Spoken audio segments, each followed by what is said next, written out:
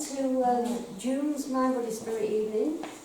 This evening we have a very interesting talk about C.S. Lewis, which I'm sure some of you are all familiar with, but you may not know all there is to know about this gentleman. Anyway, without further ado, I think everybody here just about knows Claire, who's given many talks to us before.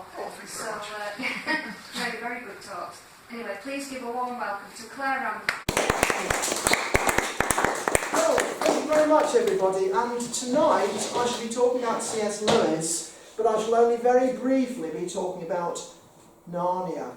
So obviously here we have C.S. Lewis. He's actually not really very well known these days as a personality, other than somebody, who wrote Narnia, which was obviously tremendously popular and influential ever since the 1950s when he first wrote it. But the thing is, his Narnia books, which were written in the last decade and a half of his life, were the kind of culmination of a lot of stuff that went beforehand that is really not so well known these days. During the war, he actually became kind of like a national hero. I mean, he's a forgotten person from the Second World War, but he became extremely well-known and popular for his morale-boosting talks that he gave during the Blitz. And there are stories about how people in pubs who would come on the radio and the landlord would say, "Excuse me, gentlemen, please, Mr. Lewis is on the radio." And they're all... and they'd all listen to him for half an hour or whatever it was. But even then, before then, he had already kind of established himself by the time of the war. And so what I'm going to go into now is some of the stuff that he did during the 1930s. And you find out there's some very, very strange esoteric stuff that goes on in the background. Now, his first book, well, I just, if you would go to the first, well, I just thought I would introduce the talk with this picture, because we'll come back to this. This is obviously this is my favourite book cover from Narnia. And, but this is actually, comes back in his later, comes back from an earlier work, which is about creation and actually Venus, because he was very into the planetary archetypes. Next one, please. And so I'm going to take you on a journey through the wardrobe, and you might be surprised at some of the things that you find there. We go there. Right, so, can I do this? No, it's just so much easier. There we go. Right, now, well, my talk for what he was doing... Oh, yeah, thank you very much. I'm so used to the way through. The Discarded Image. Now, probably most of you here have never heard of this book, The Discarded Image. This is actually where he kind of starts the arc, the kind of story arc that I'm talking about today. The Discarded Image, what does he mean by the Discarded Image? The Discarded Image is the medieval cosmology that was displaced, discarded, when Newton and all the rest came along with, scientific. But of course, it wasn't just that you see, people tend to think, oh well, medieval cosmology, it was just a kind of fairy tale version of the universe. They didn't really understand, celestial mechanics and all these things. It's far deeper than that, and this is where he kind of got into this thing, because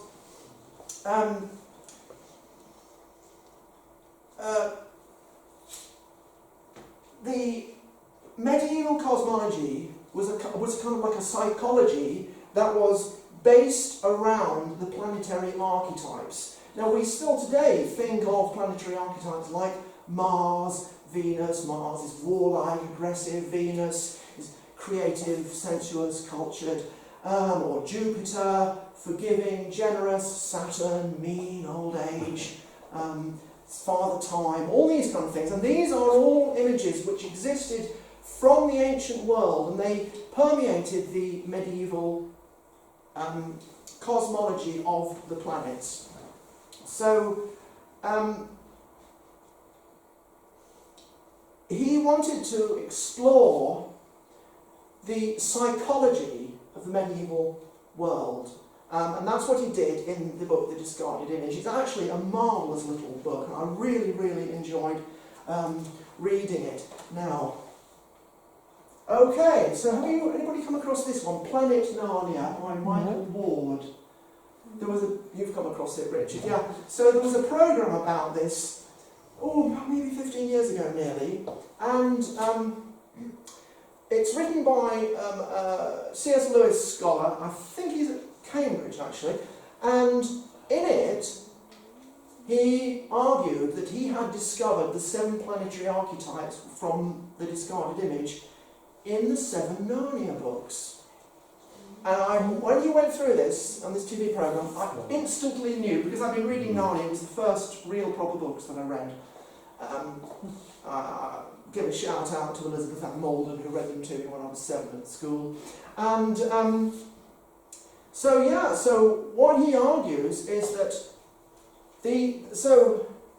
obviously Michael Ward is looking back and he's saying, well, C.S. Lewis has already, 20 years before he writes Narnia, or nearly 20 years before he writes Narnia, he's already written a book about the 7 planetary archetypes. There's Sun, Moon, Mercury, Venus, Mars, Jupiter and Saturn. Right? And he gives extreme detail in how each of these archetypes appears in each of the books.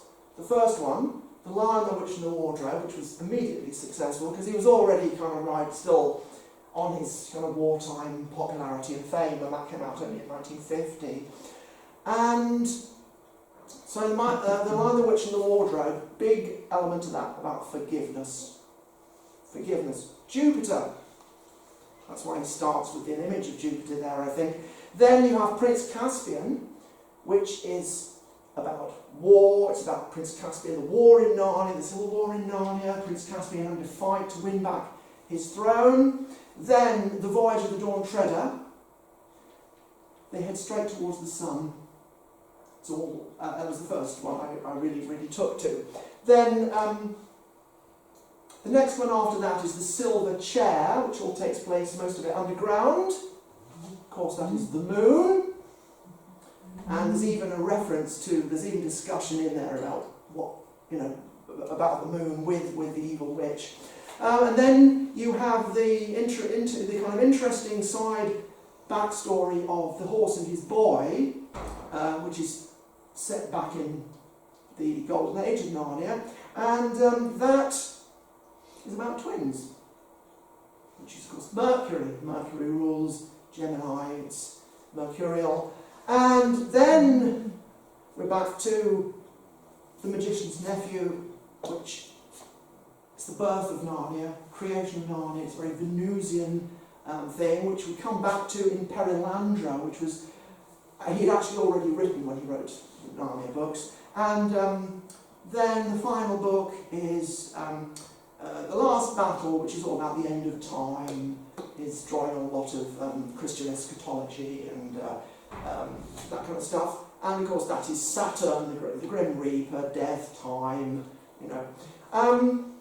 so you can see this is permeating all the way from the early 30s when he wrote the Discarded Image, all the way through into his completed kind of masterworks during his late period, during Narnia. So he has a much deeper kind of esoteric view of the world, almost kind of Jungian. He obviously became a Christian in around 1930 due to the influence of his friend J.R.R. Tolkien. But I don't think you need to see this exclusively in a Christian framework to see that, well, it's a bit too big, really, a lot of this, to actually fit into a narrow Christian framework, even though he and Tolkien, they were both very firm Christians, but at the same time, their work spanned material which really frothed over the sides quite a lot. So, let's see, where do we go next after this? What have we got? Okay, this is, not such a good image there, I'm sorry, but that's an image of Lucifer falling from heaven. Now, he actually, during the 1930s, he also wrote a preface to Paradise Lost. Now, Paradise Lost, obviously it's one of the most influential works of epic poetry that's ever been written. I think it's up there alongside, Homer. And, of course, this is the story of the war in heaven and the fall of Lucifer. And then this is a theme that comes back in his work, particularly in his science fiction trilogy, in which he basically puts forward a model of a science fiction interplanetary model of our local cosmos, in which Earth has been put under quarantine because there was a war in heaven, and well, the Bible story is kind of loosely what it's based upon. But also there's a lot of material that people have more recently been doing textual analysis of a lot of ancient records, and it's also clear that there was a tremendous catastrophe in about I think it's 10,800 BC. There was a tremendous cataclysm which wiped out the megafauna in North America, changed the climate completely. It was really dramatic change in the world. Now, a lot of people are putting this down to some kind of actual war in heaven. Now, this is thought to be, most people take this as some kind of metaphor for the fall of humanity, whatever. But actually, there does seem to be evidence that if you do textual analysis of things like some Sumerian records and even some of the early chapters in the Bible, it seems like there's a lot more going on behind this. That there might actually be a real story behind it, that it's more than just some kind of allegory, So we'll kind of get into this a bit deeper. So anyway, you see, so he's looking at medieval archetypes. He was also he even admitted on one occasion, I might have said this more, but I've come across a comment where he said that he didn't see why there shouldn't be some value in astrology because the moon affects the tides, and he said, well, he didn't see why other planets couldn't affect things more subtle, like our moods and things like this, but he drew the line at predestination with it because he thought it was always down to moral choice. He said it's like tides.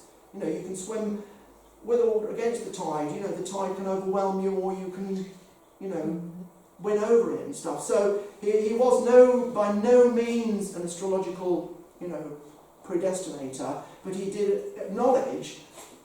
So here we go back into the medieval thing, where he was into medieval planets, and of course in medieval times astrology was just a generally accepted way of looking at the universe, and it was only when people started getting too deeply into divination from it and stuff like that that it was really regarded as problematic, by the church and so forth. So what have we got next? Oh yes, right, so now we start getting deeply into it. Now, has anybody heard of the Screwtape Letters? Yes. Right, so the Screwtape Letters. Now, he wrote this, I think, in about 1940 or 41. It was tremendously popular during the war because it was set during the war, and it's a correspondence between Uncle Screwtape and his nephew Wormwood. And Wormwood is a junior demon who is trying to earn his stripes, as it were. Whereas Screwtape, Uncle Screwtape, he's kind of, he's been through it all and he knows how to be a really bad demon, And all the time, mostly, one of the big things that Screwtape accuses Wormwood of is that Wormwood is far too amused at making the human, he's got a charge, his human, he's sent there to tempt and torment him. And but Wormwood is constantly just having fun, annoying his charge and making him feel pain. And Screwtape says to him, look, it's all very well you getting amused by, hurting this person, causing him emotional pain and everything, but the thing is you don't understand that you are driving him into the hands of the enemy. See, so he's, the patient, I think he's called, ends up actually kind of having recourse to religion, and the more that the person gets into religion, then the harder it is for Screwtape and Wormwood to get at him, you see. So this, although in many ways this is a kind of very jokey way of approaching the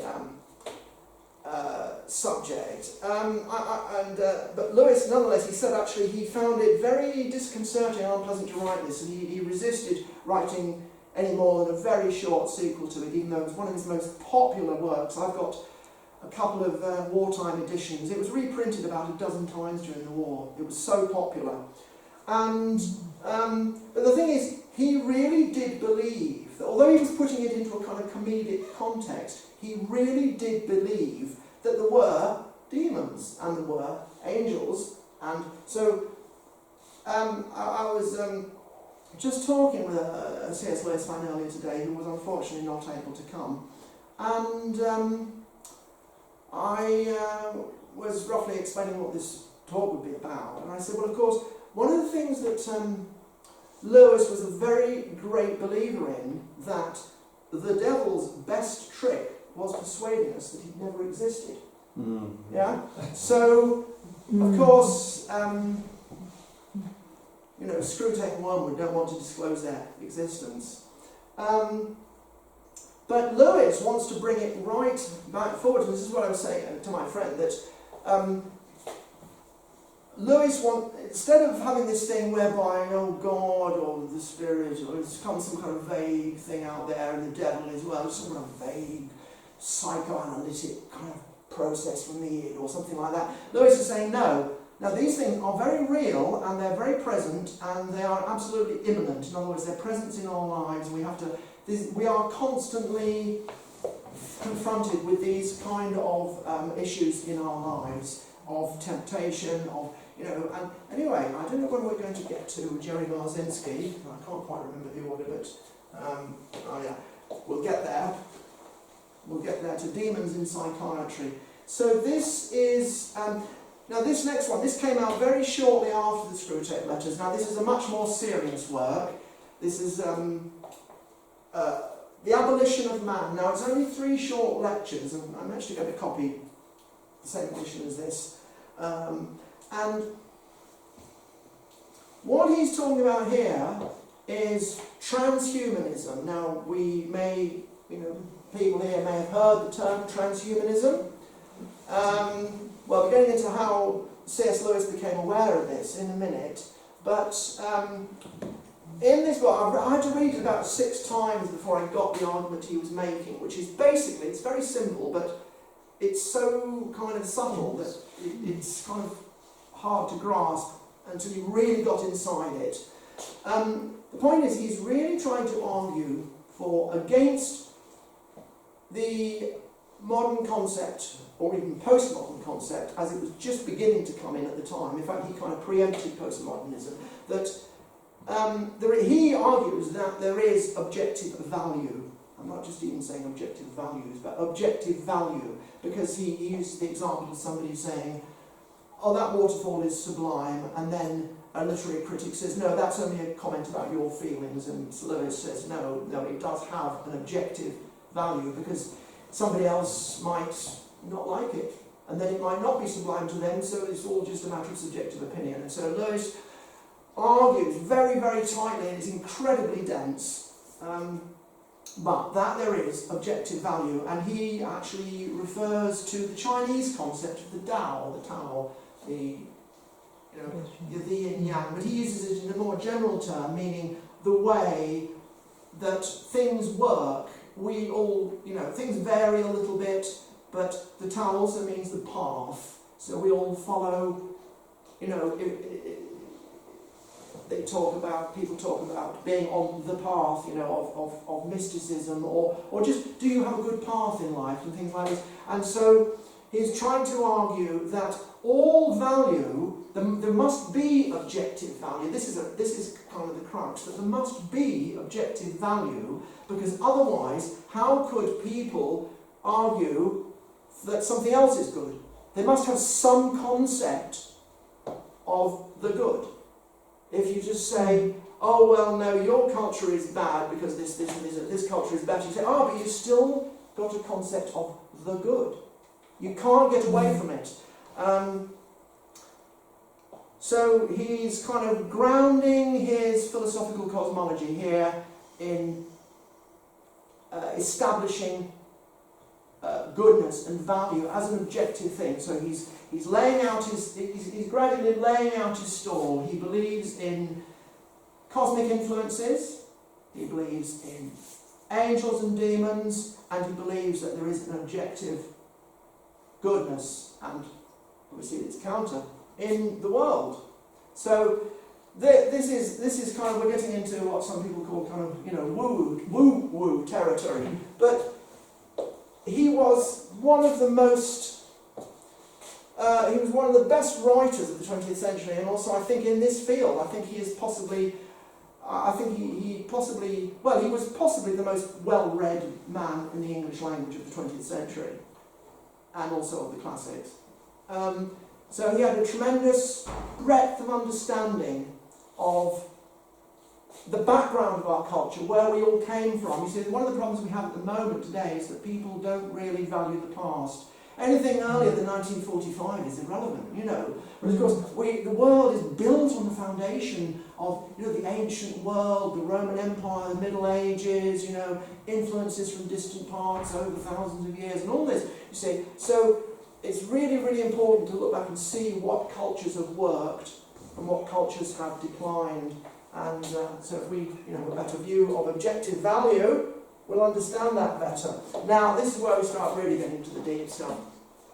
This fellow is Charles Williams. Now, he was a very unusual person who came into C.S. Lewis's life at the beginning of the war. He was involved with the Oxford University Press, but he was with their London-based printing press. And they had to move out of London due to the Blitz, so they moved up to Oxford, and he got to know this chap. And he became a member of the group that Tolkien, Lewis, and a couple of others were, which was a literary group. They would read their stories to each other at the Pub, the Eagle and Child, or the Bird and Baby, as it's known to people who go there regularly. And now the thing about Louis is, he must have brought, now I'm kind of getting slightly into speculative territory here, but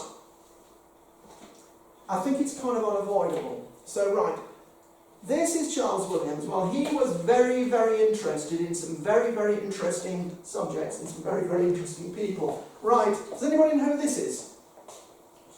I wouldn't have known if I hadn't looked him up and found a photo for it, but I know his name well. This is Arthur Edward Waite, of the Order of the Golden Dawn, who designed the most popular tarot deck in the world, known as the Rider-Waite tarot pack. Right, this is Arthur Edward Waite. And he was a member of the Golden Dawn, which was by no means a homogeneous group, but I'll kind of cover that in a moment. But Charles Williams was a friend of his, and Charles Williams, all I've discovered, people often say that Charles Williams was in the Golden Dawn. He was in a member of a kind of side order of Rosicrucians, but that was run by Edward Waite, who was in the Golden Dawn, so obviously he was closely associated with it. But particularly in the early part of the 20th century, there were a lot of these kind of offshoot Freemasonic, semi-occult orders. So Charles Williams was into this kind of mysticism. I think we'll just call that generally, just call that mysticism.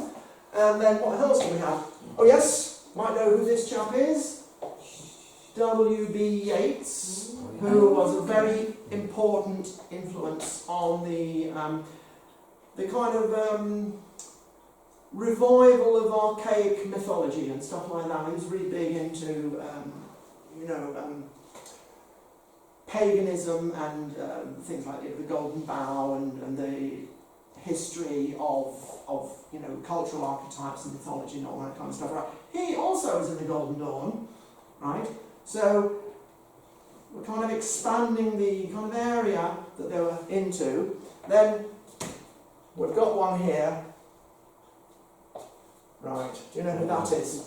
Crowley. Richard might know that. Aleister Crowley? It's Aleister Crowley. I managed to find a picture which is one of the less well-known pictures. I didn't want to put the one or two that everybody knows. I thought I'd find a slightly better one. That's him in 1934, about 10 years before he died. Now, Aleister Crowley was also in the Order of the Golden Dawn. He left rather early. But what I'm trying to explain here is that C.S. Lewis, obviously C.S. Lewis was completely well acquainted with the works of W.B. Yeats. He was quite a big fan of W.B. Yeats, I believe. And so he was kind of stepping on the edge of the occult world, but he fortunately had his own solid kind of belief systems, so he didn't get sucked into it. And in fact, really what I think hopefully we're beginning to see is that C.S. Lewis actually saw the world in terms of this battle between good and evil, and he was in the front line because he was intellectually dealing with all these very, very way out things, because the occult revival had started with Madame Blavatsky in the 1880s. Now, it's completely impossible, and I think wrong, to pin it all down as either good or bad. There was so much going on with it. There were some very interesting strains that came out, and there were some very, very unpleasant strains, and he was one of the, I think he was at the head of the unpleasant strains. And so, Lewis did really believe that people like Crowley really were summoning demons. In fact, there's it's said that, it's kind of interesting if you date back historically, that Crowley claims to have, I think it was 1904, but it might have been shortly after that, but Crowley claimed to have opened a portal to another universe and invited in demonic entities. And it's kind of interesting that took place about 1904 and 1906, which is the exact moment when kind of civilization started to go a bit off the rails. So that's just an interesting kind of thing. But so we've got this kind of background that he's trying to kind of expose really and understand. Now, you know who that is because it says so. Rudolf Steiner, he was another person who was in the Golden Dawn, and C.S. Lewis was very, very keen on Rudolf Steiner. Very, very keen on him because he said that he didn't like a lot of the techniques of modern science. I don't mean the scientific method of falsification. I don't mean that. I mean, he was very, very upset about what was in those days called vivisection, and live animal testing particularly. But he was also very worried about. He also didn't like what he would think of sort of psychological vivisection, mind control, the kind of things that the CIA got up to in the 1950s and 60s with people, experimenting on people. He was very much against this. And Rudolf Steiner, obviously he set up a whole series of schools. He's founded a network of schools which are still going. And C.S. Lewis said that he was worried the way science was going, and that he thought that the way Steiner had approached science, he thought was really probably a better way to go. Obviously Lewis, he was a completely literary man. He wasn't really science kind of oriented. He didn't really know much about science in that kind of sense. But he did know enough to be able to see that some directions in science, and now we kind of see it with a lot of things, like for instance, taking aborted fetus cells and experimenting on them and making things out of them and stuff like that. Obviously that is completely, he would say, that's going down a demonic pathway, and obviously it's completely against what Steiner was proposing. In fact, I've got a quote from Steiner a bit later, but I think we'll come to that at the end. Now, I don't know if you know who this is. He's a more contemporary fellow. James Delingpole. Rosemary knows him. We're both big fans of James Delingpole. Now, he's really been getting interesting lately. Going going down the spiritual rabbit hole, as he calls it these days, and he has been saying that he thinks that we are in a battle for good and between good and evil.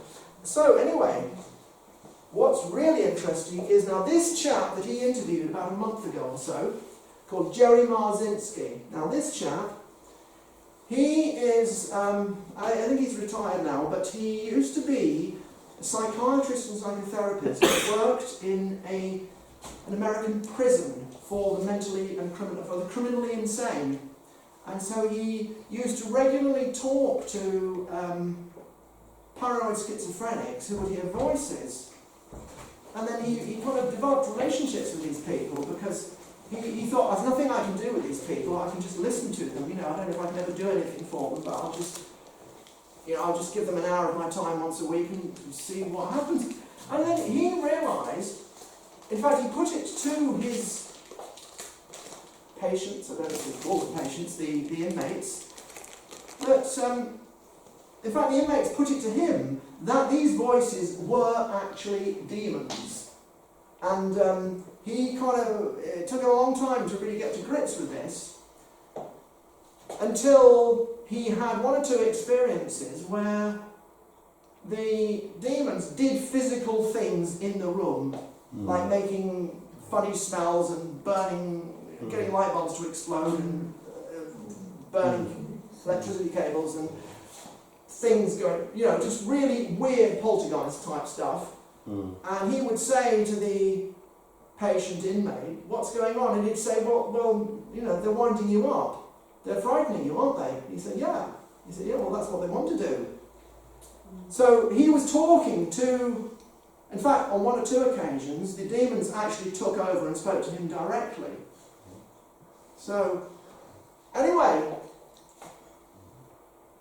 this would fit completely into the C.S. Lewis cosmology worldview that I've been putting forward. And I just wanted to say, produce some contemporary evidence on the basis of scientific observation. This guy is obviously, he's a scientist, he's a medical doctor, he's worked in this field all his life. And did anybody witness what was happening between the patients? No, it was all completely confidential. It was all completely confidential. So we'll talk about that later if we can. Yeah. So, but he was convinced. He was convinced anyway. So, what are we going to come to now? Okay, right, so now we come on to this is really kind of the combinations. So this is his Cosmic Interplanetary Trilogy, where he kind of presents his cosmology, really. So we have, got this the right way around. So, Out of the Silent Planet. The Silent Planet, this is three. The first one, Out of the Silent Planet, that takes place on Mars. The silent planet is Earth, because Earth has been quarantined after the war in heaven, and we are temporarily under control of, some kind of demonic, negative being. But the reason we're silent, because the rest of the universe can't hear us, because we're quarantined. But these kind of people who are a bit like transhumanists who want to colonise the universe with all their technical gadgets and things and destroy the rival species. So they go to Mars and they find all these incredibly peaceful different species there, intelligent, and but they find out that it's a very ancient world and it suffered under the war in heaven thousands, millions of years ago. And that humanity has now reached the point of technical advancement, to the point where they can actually people. So these two characters, Weston and Devine, they try to go to Mars, but they don't realise that they're engaging with cosmic forces way beyond anything they anticipated. So that is stifled. So then anyway, then Perilandra, now this is Venus, and it's a beautiful world. Now this is actually the world that many people say that the movie Avatar is based on Perilandra. It's also got a similar name, because the planet is called Pandora, which is rather similar to Perilandra, isn't it? And so this is this was written during the war, I think it was 42 or 43 that it was published, something like that.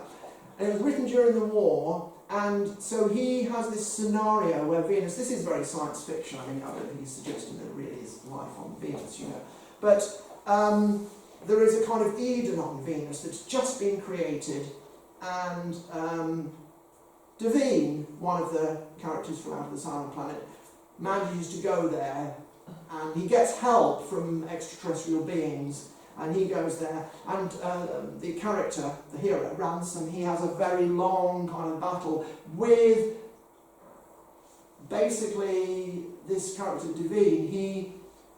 He basically gives himself over to demonic entities and tries to kill Ransom, and in the end it's quite brutal and nasty, but in the end he does save the planet, does save it from being corrupted. And then he's kind of shown, you know, some of the higher beings that kind of run solar system. But then anyway, in the final book, this is the really, really interesting one. It's a slightly flawed book because I think he tried to get too many things into it, and perhaps by 1945 when this came out, he was such a national hero that no editor would dare to say to C.S. Lewis, C.S., do you mind if we just edit? Let our best editor have a little slight go on this, you know. But anyway, it's still very, very good. Now, so this is set in a small university town, and it's basically describes the fall of England into a bureaucratic technocracy which is ruled and governed by demons working on these people. So, but it approaches this through a junior lecturer who gets the job at this university. He's very pleased. He wants to be in with the in crowd, and he kind of sells himself out because he just takes on whatever they want, and they lead him down into becoming the propaganda arm of their technocratic, bureaucratic elite that are actually searching for Merlin, who's buried underneath. This is why I say it's kind of getting a little bit too many things going on there, perhaps. But basically, what it's about is seeing a world that's taken over by deception, technocracy, and then trying to turn people into, well, it's kind of transhumanist, you know, because the various characters who are behind this plot are themselves becoming more and more possessed. The more they open themselves up to these demonic powers, the more and more they become possessed by them. And eventually Mark, the character who's writing the propaganda, he realises that he's got himself completely entrapped in a network of all these very evil people who don't care about him at all. They only want him to write propaganda pieces for the newspaper. He writes dumbed down things for the equivalent of the Sun, and he writes highfalutin intellectual things for pieces like The Guardian. And then he realises that he's just been completely suckered. Anyway, I won't go into the ending of this. This is very, very complicated. But so, what? In fact, the funny thing is that I think that in many ways he was kind of predicting the modern world that we have now, because it's interesting. Probably the more well-known reply to this, George Orwell wrote the review for this. I can never remember if it's the Manchester Evening News or something like that. And he was quite critical of it because he didn't like the supernatural elements of it. So he went and wrote 1984. So this is the source that he's writing for, and he thinks that, well, you know, so he did it all kind of like completely atheist kind of world, you know. So perhaps if C.S. Lewis, he kind of gets a little bit too into a kind of Jungian kind of level of things, but it is basically, this is actually his, this trilogy basically is a kind of encapsulation of his cosmology, which is actually, he would say that it's probably a lot closer to the truth than just being a science fiction story. No, let's see, what have we got here? Oh yeah, right, now I don't know if you can read this. Now, so I said about Rudolf Steiner. Well, I came across this comment by Rudolf Steiner just recently. Well, I don't quite know where it just turned up on my computer screen from somewhere. but I thought it was very, very appropriate. Now, Rudolf Steiner died in 1925, I think it was. But he was very, very worried. He was very aware of, he had a very similar view to C.S. Lewis in the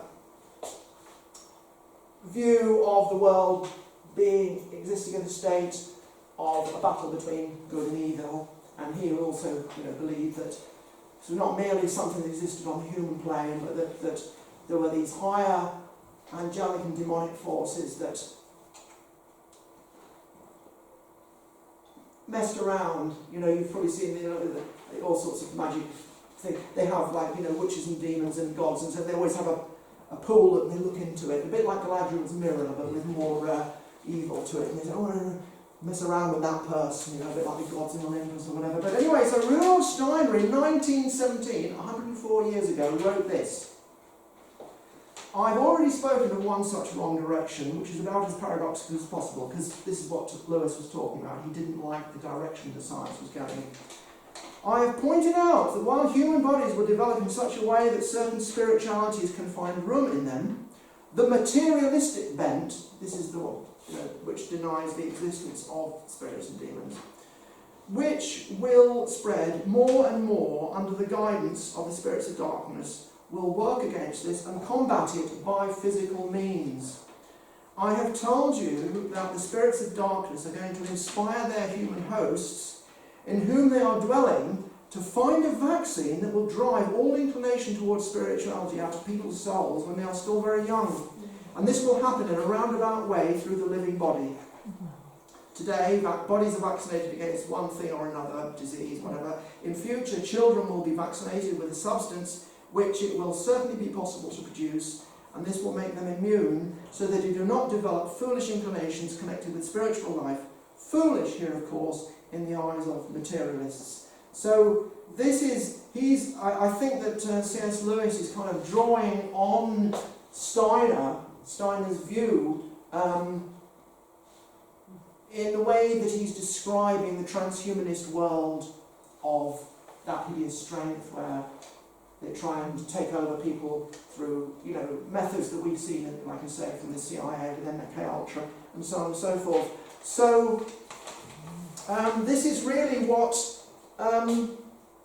this is the vision that C.S. Lewis had. That the world is a much more conflicted place at the spiritual levels than we kind of allow for, because we're all mostly just see the world in the spiritual terms, but there are these meta-spiritual levels that have managed to be kind of pushed on one side and ignored, even though they are still going on. So we'll just see what else we got. So there we are. That's C.S. Lewis, I think one of the greatest minds of the 20th century. Thank you very much. Would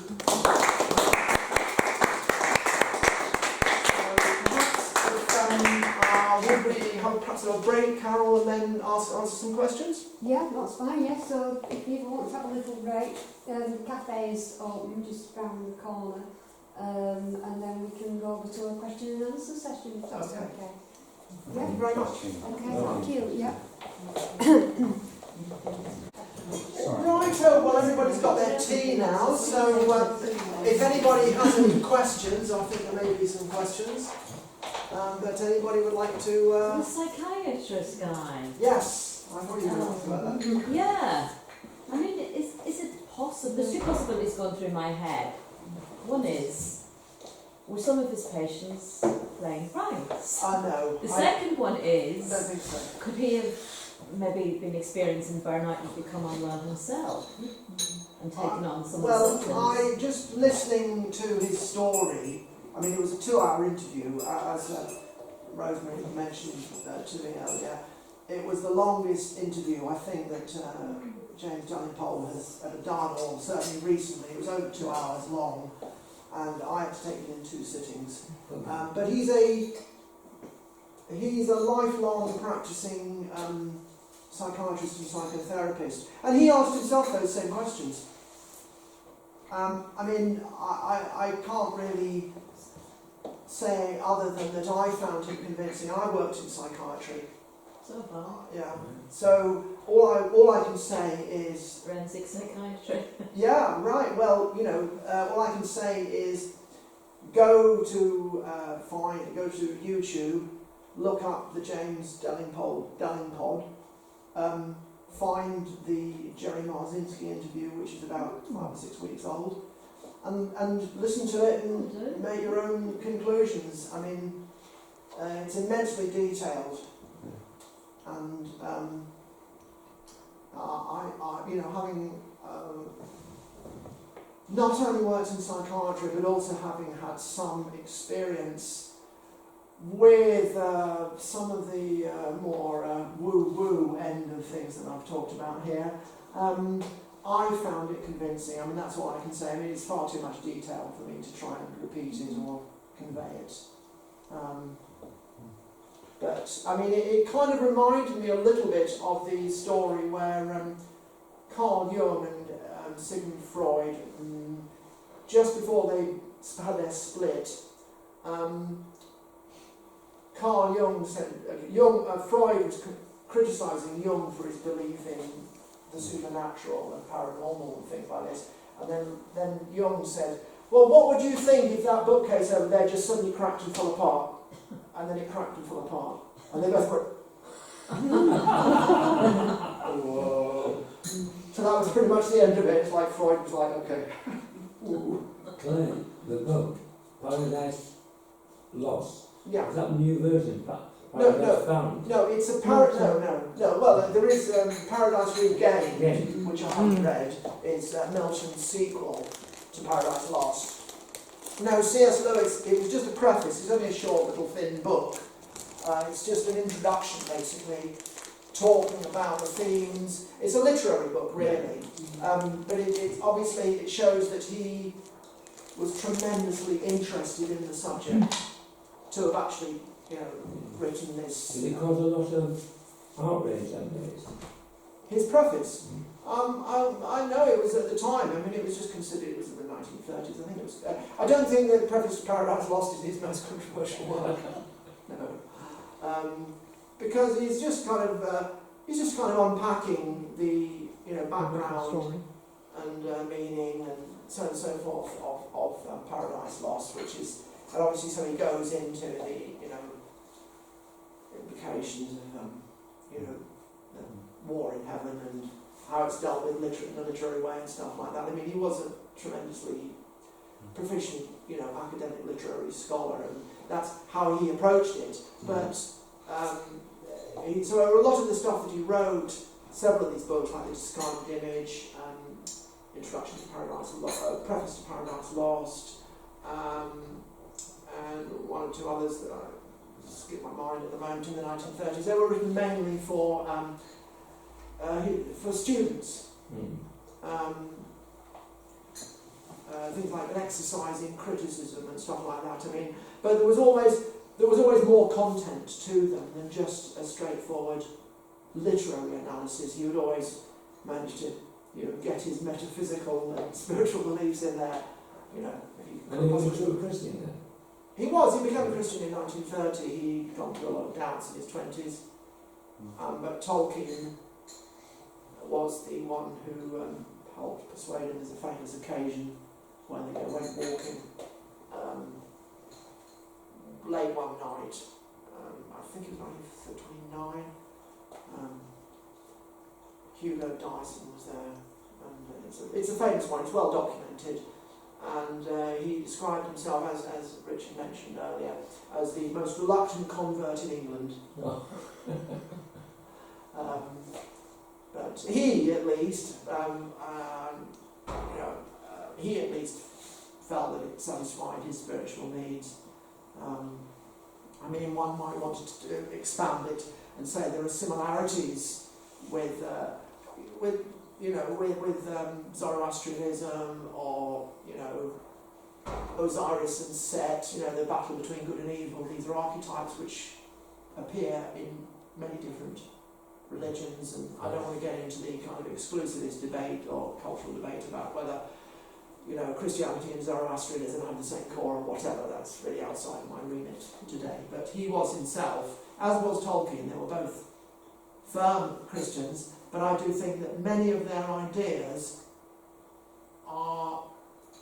go beyond. You don't have to be a Christian to understand and believe all the things they say. I would say that's my view. In relation to the story about Freud and Jung, I've heard it before. I would like to know a lot more about that. It's a sort of suspectable whether Jung had a sort of trick of blowing up chairs or something. Well, I don't know. I'm speculating, but it's it's a famous story. It's a very famous story, Yeah. and it's been recycled many times. Yeah. But sorry, I was going to actually ask a question about because you end up with Narnia, but I don't know if you were trying to make a link between the early C.S. Lewis and the Narnia books, or whether I just missed it. Well, I was probably trying to wrap up too quickly there. The main thing I was going to say was I was trying to present his worldview, his kind of cosmological worldview, which is a lot larger than either the straightforward materialist reductionist, obviously, which he rejected. But that I wanted to show the depth of his cosmology that had already been established by the time that he wrote Narnia. So your understanding of Narnia can be vastly expanded by seeing where he had come from. I take all those points. I just wondered if you might be able to actually intersect the early C.S. Lewis with specific aspects of the Narnia tales. Well, you could actually make direct links. I think that would make the whole thing actually very much more powerful in a way. It was a great talk. I enjoyed it. Thank you. Just speculating. That was the thing about the planetary archetypes that came out in Narnia. See, so he's thinking, he's kind of joining the archetypal level of the planets and stuff, but he's also linking that through to the spiritual and the angelic realms.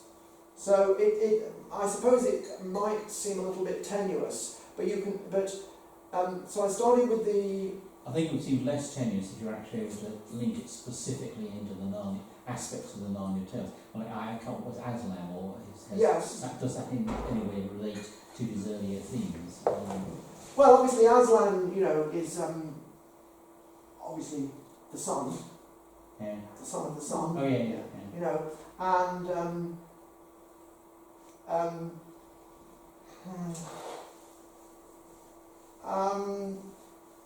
I think the thing is that he wanted to be able to try and, in creating Narnia, so people criticise Narnia, they say, it's such a clumsy Christian metaphor and allegory and everything like this. But I think that, I never knew that. I'd read the entire series multiple times before it ever occurred to me, or I ever heard about it, So I think that,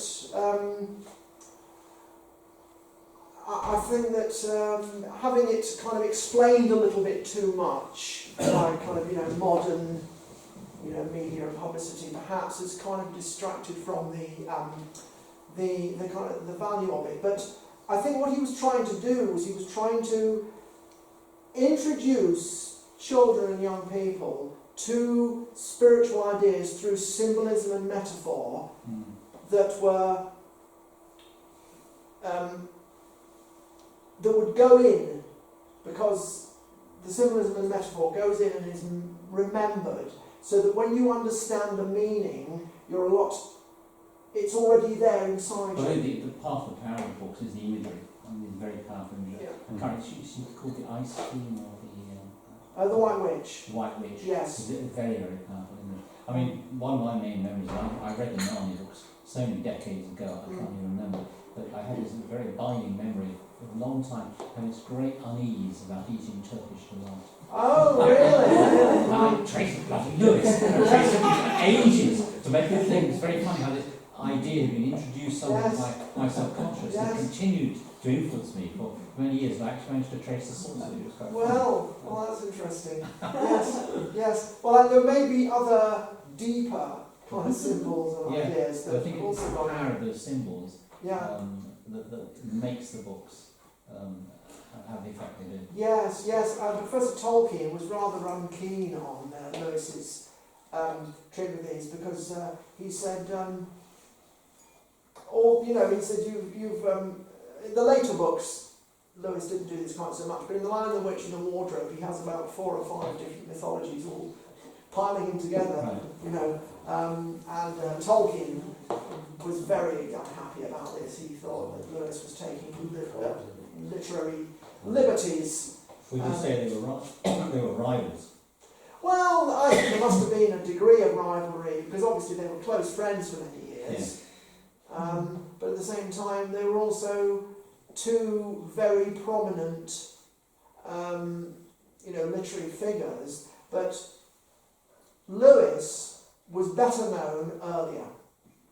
And I think this might have had something to do with Tolkien. Oh, right, yes, of course. Yes. And then Tolkien came from behind with The Lord of the Rings, and... When is it Tolkien starts to become known? Well, he wrote... the Hobbit was published in 1938. But that wasn't known for it. Well, yeah, it was very popular. Okay. And within a year, the publisher had asked him if he would write a sequel, which took him 14 years or something. It's worse than me. I don't know. I think it would be too much to say that he was solely motivated by a desire to outdine Harry. Oh no, no. But I think but there's the a thing, kind of parallel. there is. Parallelism between Yes, what's right and also of course people can't help comparing the two, because Narnia and Lord of the Rings effectively came out at the same time. Yes. Narnia 51 to 56, Lord of the Rings, or was it 52, 53? Right, so they are very... They're contemporary, they come out at the same time. And rivalry can be sometimes created by the response of the audience. Yes, yes. And the way they would sit in the pub and they would read out sections to each other, and they would criticise each other, and someone would say, oh no, that doesn't work, and then they go back and rewrite it, so it's like a creative rivalry, I think, Yeah. But I wouldn't say that it was I wouldn't say that was the cause of their falling out. I think there were more subtle personal things that, like Tolkien was troubled by the fact that Lewis married an American divorcee, and Tolkien could never get over it because, it's bigamy, you're marrying another woman who's already married, and he couldn't get over this because he was a Catholic. Right. And even though, you see, Tolkien had at that time, when did they get married? Tolkien had already been married for over 35 years or something like that. Yeah. When Lewis, they both lost their mothers as children, and then obviously had very hard lives in the Edwardian period up to the First World War. They both had to go, they both fought at the Somme separately, they never met until after the war. And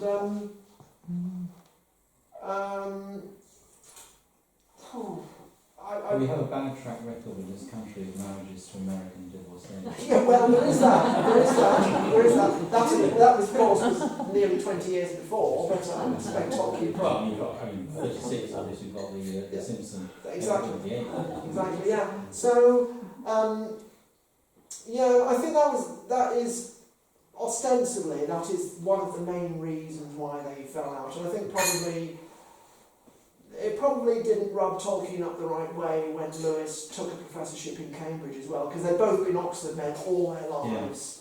Yeah. I think it was probably a little bit miffed that, he was betraying Oxford for Cambridge. And I don't know, professional thing. And also, Tolkien was a much more private, sensitive, kind of withdrawn, kind of person, and Lewis was a big,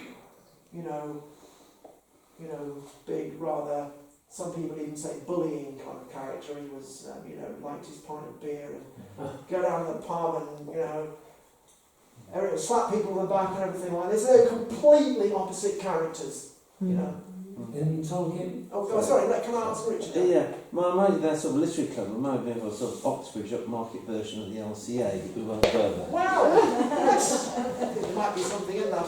But, where you get feedback. But the question it's going to make a point, then I'll ask you a question. I think about the spirit that deals with angels and all the rest of the demons. I think you are having nearly been in the occult when I was very young, it nearly cost me my life. They are real entities. They are. Yeah.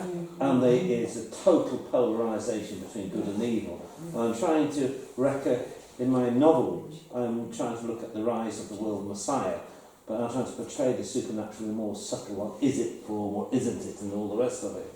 But there are, if I learnt the hard way, entities, and I can only caution strongly against any involvement in the occult or magic, because there's total polarisation, and there are objective realities. It's not just psychology, and I know that because I see physical manifestations. Yeah, no, I agree. Yeah. But the question I want to ask, and let's get away from that, is what do you think is the relevance of C.S. Lewis today, and is he in danger of being forgotten? Well, I think he was. I probably didn't go into this enough about that hideous strength. I mean, he is basically describing the bureaucratic technocracy that we are now living under. That's what he described, and it's absolutely, if you leave out some of the more extraneous kind of aspects of it, you have, they want to, control everybody, and this is where the book kind of straddles a little bit between like transhumanism, which is where we are almost at now anyway, it is a real thing, and the occult. I think some of the best descriptions, and I should have said this in the talk, of the characters is when they give themselves over completely to these demonic powers, because they think that they can, become powerful people in this world and all that by giving themselves over to these demonic powers, but actually they just become shells for the operation of these. Well, that's what I'm trying to portray subtly in my book, which is exploring the rise of a global messiah and why people fall into it. But I think the danger combination is what you said is transhumanism, blending in with the occult. I think the two are now could easily merge together. Oh yeah. I think they already are. And I was saying that when people try to be like God, which is basically the old temptation, deification, they end up behaving like devils. Yeah. And I absolutely agree with you. And we see this more and more in science, but technology really, biotechnology particularly. I would say.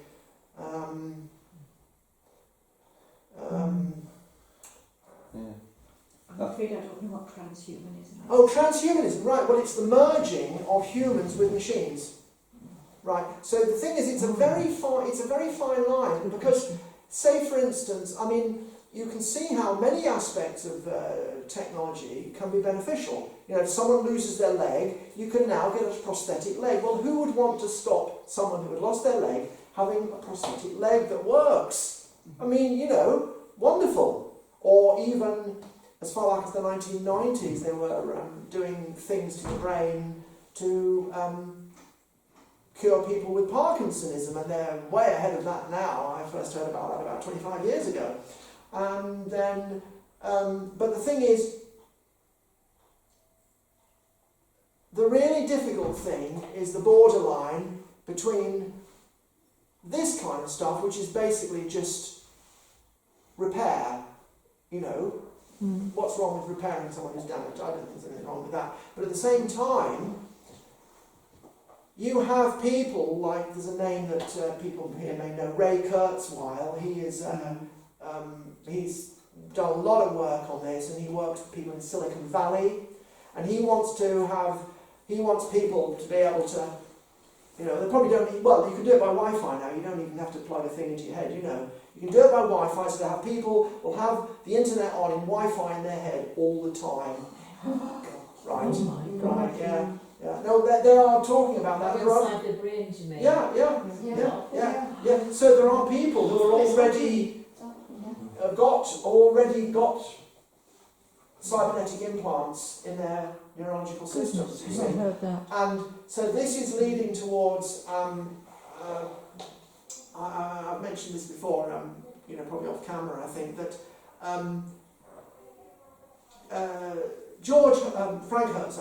Frank Herbert's Dune also touches on this theme because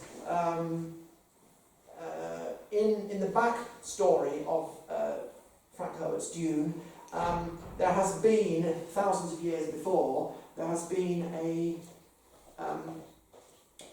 war between humans and machine intelligence, cyborgs, people who have given themselves over to machine, integrating themselves with machines. And this is why in Dune, I think this, I never tire of repeating this, that in Dune, the great commandment of the Dune Imperium is, thou shalt not make a machine in the likeness of the human mind.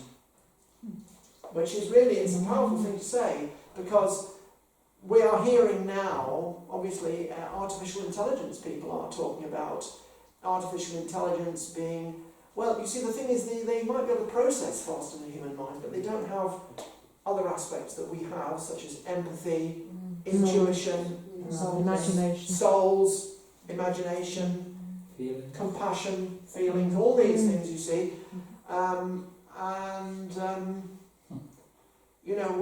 When you ask an AI, about what would be the best thing for the future, because they don't take these things into account. I mean, many, many years ago, computer intelligence was asked about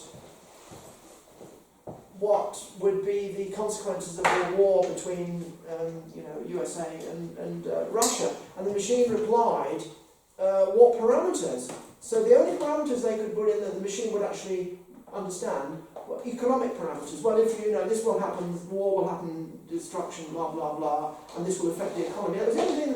The machine wasn't interested in human pain, suffering and death, because the people who wrote the programs hadn't been able to put it in there like that, you see. So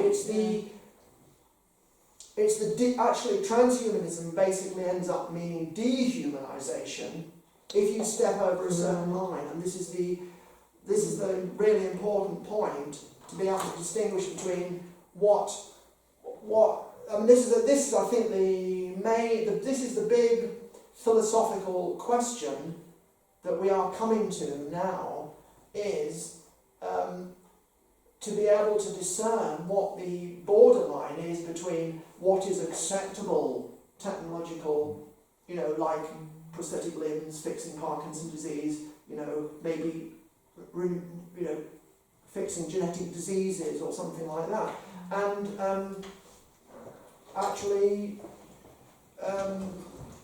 people who give themselves over to machine intelligence, which then they lose themselves, they lose their soul, they lose their personality, because like these characters in That Hideous Strength, they become merely empty shells that, in this case, a machine is, taking over.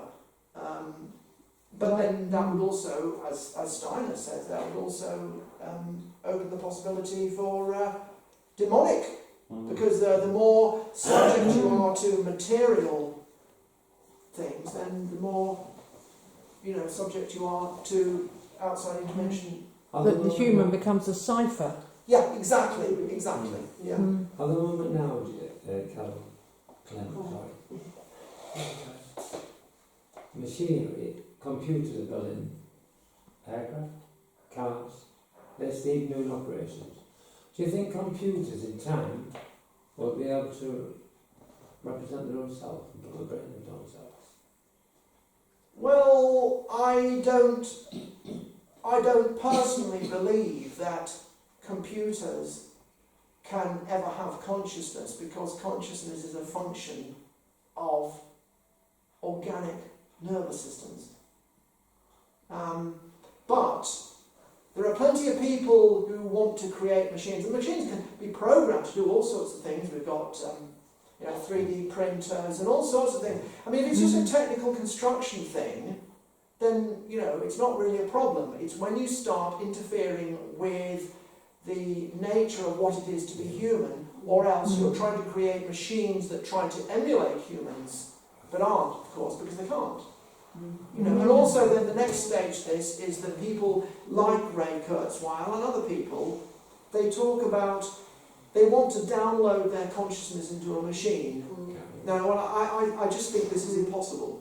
I just think it's impossible because how you're without even getting into the levels of consciousness and spirituality and higher realms and incarnation and all that stuff,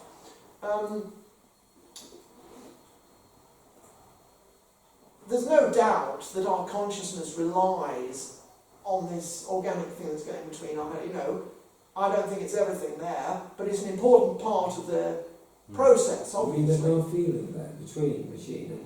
Well, exactly. The machine, it's all just silicon chips. What is silicon? Silicon is an inorganic substance. So basically, what people like Ray Kurzweil are suggesting is they want to basically take a complete archive recording of everything in their brain, which again I think is probably actually impossible, but I'll allow for the moment that it might be.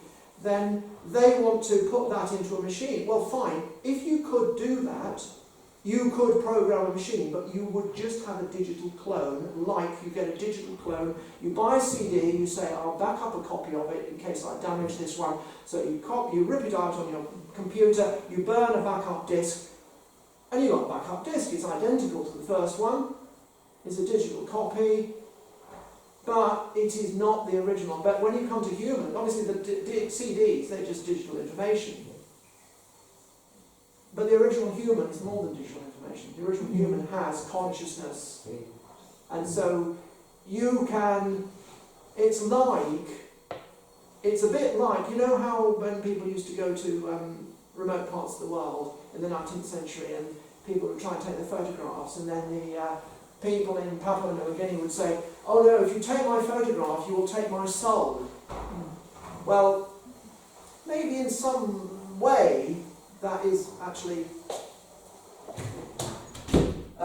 maybe that is in some way that is taking place, but obviously they're not really taking the soul, they kind of, there may be something happening there that affects their consciousness, but